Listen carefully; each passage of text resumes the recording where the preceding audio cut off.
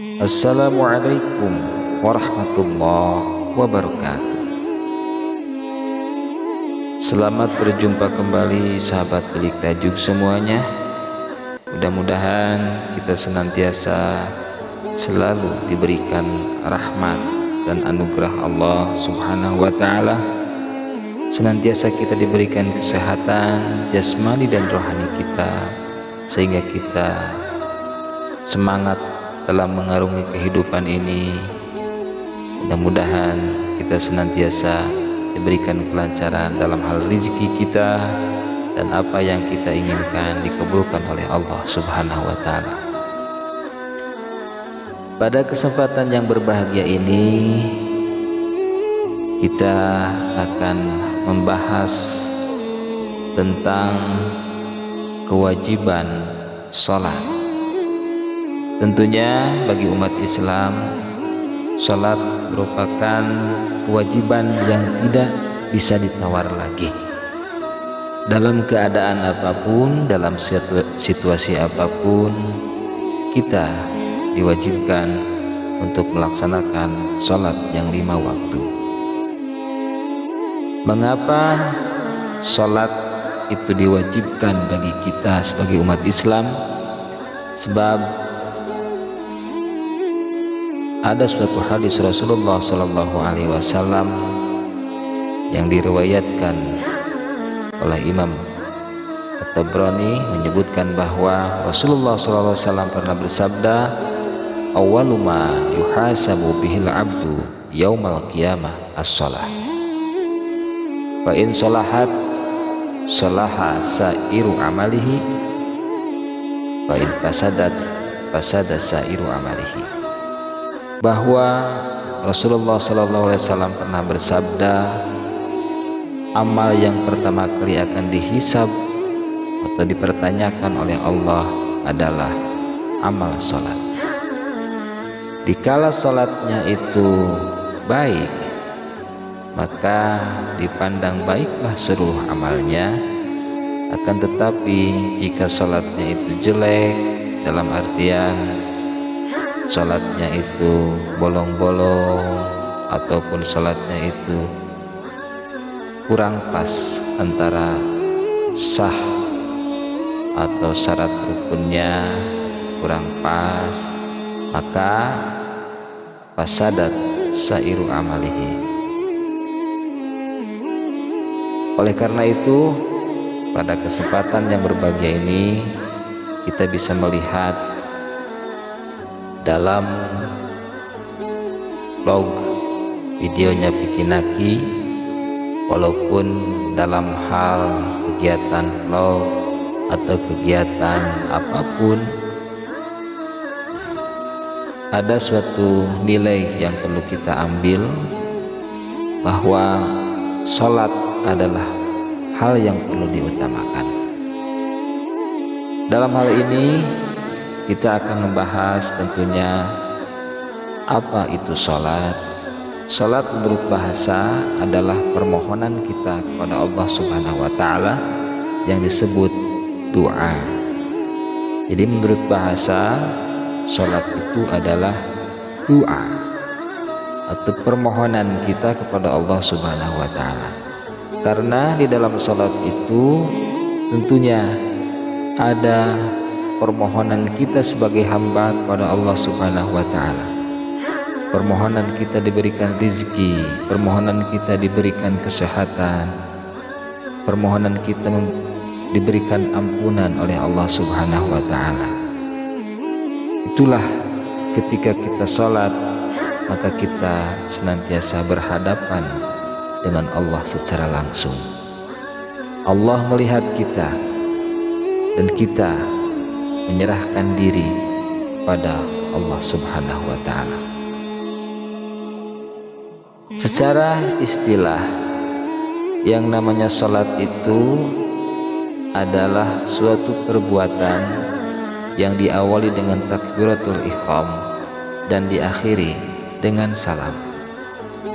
Takbiratul ihram artinya kita mengagungkan Allah Subhanahu wa Ta'ala, pencipta langit dan bumi. dengan kalimat Allahu Akbar, Allah Maha Besar. Dalam hati kita menghadap kepada Sang Khalik, pencipta langit dan bumi. Sementara kita berada di bumi ini adalah makhluk yang panah, makhluk yang sangat kecil, makhluk yang sangat lemah.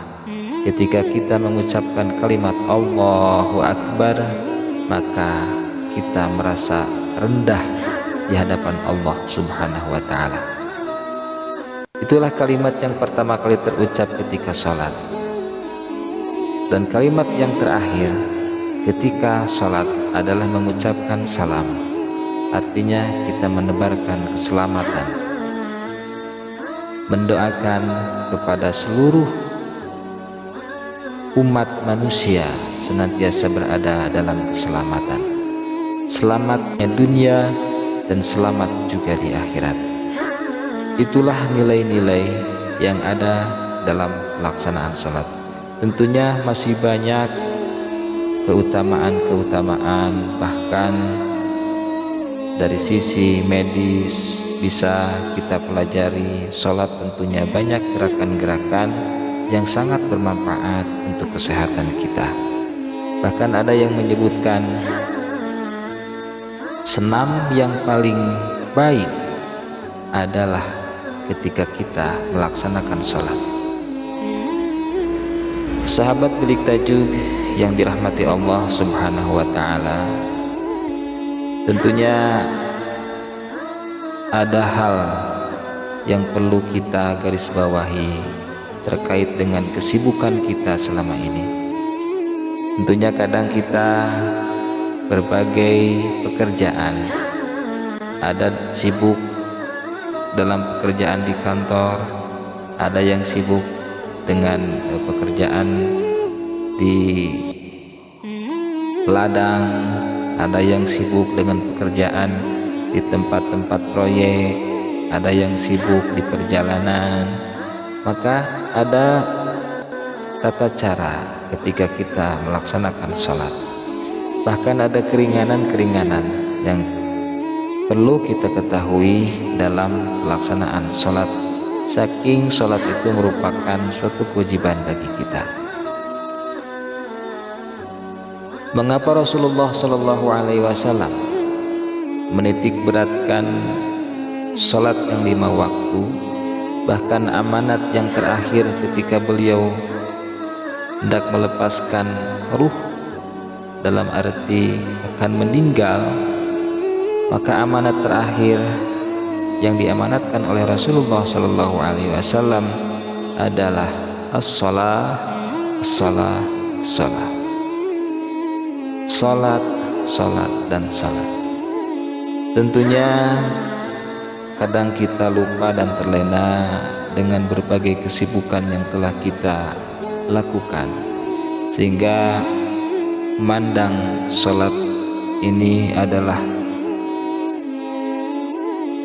hal yang bisa ditunda, padahal ini merupakan suatu perintah langsung dari Allah Subhanahu wa Ta'ala kepada kita melalui pelantaraan Rasulullah Shallallahu Alaihi Wasallam. Bahkan perihal kewajiban sholat ini adalah merupakan oleh-oleh ketika Rasulullah Shallallahu Alaihi Wasallam melaksanakan perjalanan Isra wal Mi'raj. Hadiah dan oleh-olehnya yaitu kewajiban melaksanakan sholat yang 5 waktu. Yang awalnya ketika diperintahkan sholat itu adalah diperintahkan 50 waktu. Akan tetapi ada keringanan-keringanan melalui perjalanan Isra wal Mi'rajnya Rasulullah Shallallahu Alaihi Wasallam.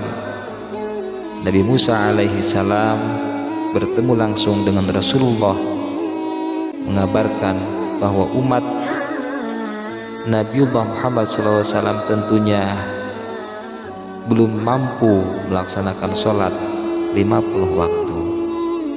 Maka Nabi Musa alaihi salam memohon kepada Rasulullah SAW untuk bertemu kembali dengan Allah dan mengajukan rukhsah keringanan-keringanan, yang akhirnya salat yang tadinya 50 waktu dilaksanakan 5 waktu saja, akan tetapi fadilahnya sama dengan kita melaksanakan salat 50 waktu. Sahabat bilik tajuk semuanya, perihal dengan kewajiban laksanakan salat, tentunya di dalam Al-Quran itu tidak ada perintah melaksanakan salat. Yang diperintahkan adalah mendirikan salat.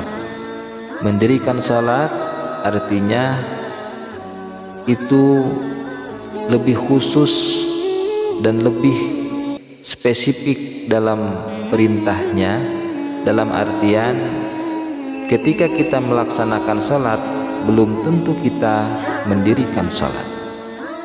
Apa yang disebut mendirikan salat?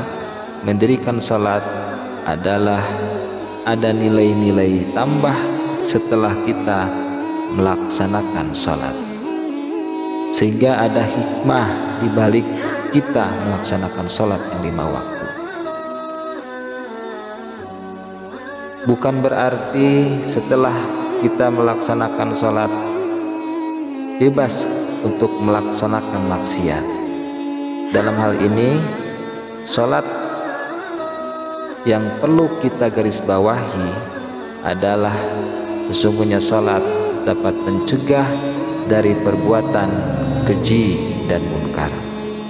Apabila salat telah mampu membentengi kita untuk melaksanakan hal-hal yang sifatnya maksiat, maka senantiasa kita telah mendirikan salat. Makanya jika salat kita baik, maka dipandang baiklah seluruh amalnya. Akan tetapi jika salatnya itu jelek, maka dipandang jelek seluruh amalnya. Maka dalam hal ini marilah kita untuk senantiasa memperbaiki salat yang telah kita laksanakan dan memperbaiki dari bacaan, memperbaiki dari gerakan. Mudah-mudahan salat yang kita laksanakan itu mengandung hikmah bagi kita untuk berhadapan dengan Allah Subhanahu wa taala nanti di akhirat kelak, sehingga tidak perlu amal-amal yang lain itu dihisab oleh Allah, karena salat kita adalah salat yang sempurna dari bacaan, sempurna dari gerakan. Tentunya salat kita adalah salat yang diterima oleh Allah Subhanahu wa ta'ala. Sahabat bilik tajuk yang berbahagia, itu adalah hikmah yang perlu kita ambil, hikmah yang perlu kita pahami dari berbagai konten, ataupun ketika kita melihat ada tayangan di TV atau di YouTube terkait dengan amalan sholat, maka yang perlu kita garis bawahi bahwa sholat itu adalah barometer dari amal perbuatan kita. Titik beratnya, jika sholat kita baik, maka dipandang baiklah seluruh amal kita. Dan jika sholat kita jelek, maka dipandang jeleklah seluruh amal perbuatan kita. Maka titik beratnya, marilah kita memperbaiki sholat kita agar sholat kita adalah sholat yang baik di hadapan Allah Subhanahu wa ta'ala, agar amal perbuatan yang lain ikut menjadi baik sesuai dengan hadis Rasulullah Sallallahu Alaihi Wasallam. Sahabat bilik tajuk yang berbahagia, mungkin itulah yang perlu kita tanamkan dalam diri kita, bahwa selama ini memandang sholat adalah sesuatu yang bisa ditunda, maka singkirkanlah pikiran itu, dan kita sangat membutuhkan yang namanya ibadah sholat ini. Dalam artian, setelah kita melaksanakan sholat maka kewajiban itu terhapus, bukan seperti itu.